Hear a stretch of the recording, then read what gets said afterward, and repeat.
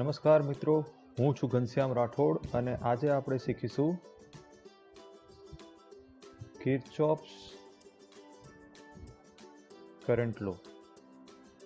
મિત્રો, કિર્ચોફ્સ current લોને શોર્ટમાં KCL પણ કહેવાય છે. તો ચાલો આપણે એની ડેફિનેશન જોઈએ. Kirchhoff's current law states that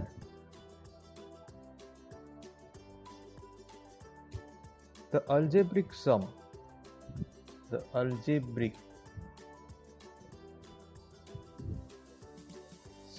of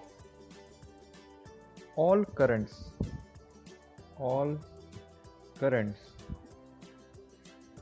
entering and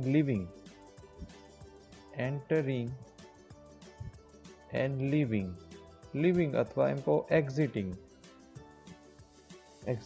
a node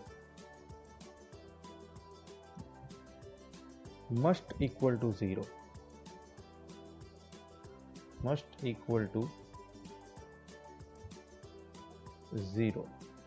હવે અહીં નોડ શેના નોડની વાત થાય છે તો કે નોડ એ નેટવર્કનો node. It ease of network or circuit. Okay, network અથવા it is written here, KCL states that the algebraic sum of all current entering and leaving a node must equal to 0 of network or any of the circuit. Now હું તમને અહીં node વિશે માહિતી આપું કે node શું કહેવાય. Actually અહીં જે લખ્યું છે નોડ, એ નોડનો અર્થ શું થાય કે નોડ એટલે શું. નેટવર્કમાં નોડ કને કહેવાય તો એવું કહેવાય કે 2 or more elements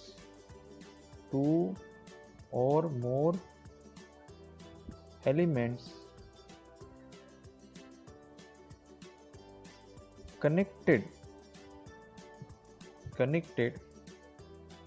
at single point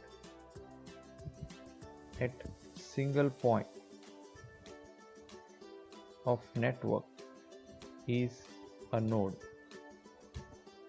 okay, હવે આને સર્કિટને રીતે શીખીએ, સર્કિટની રીતે સમજીએ તો એક સર્કિટનો એક ભાગ હું બનાવીને બતાવું છું.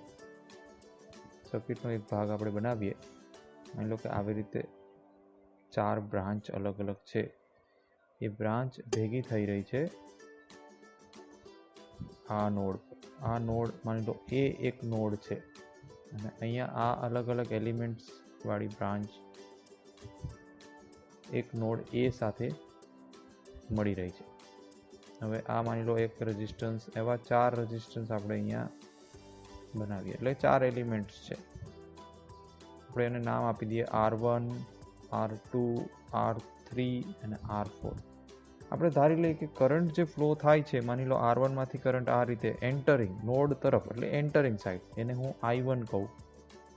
I2 માંથી કરંટ R2 માંથી ફ્લો થાય છે, એ કરંટ I2 કહું, એ પણ એન્ટરિંગ નોડ તરફ જઈ રહ્યો છે.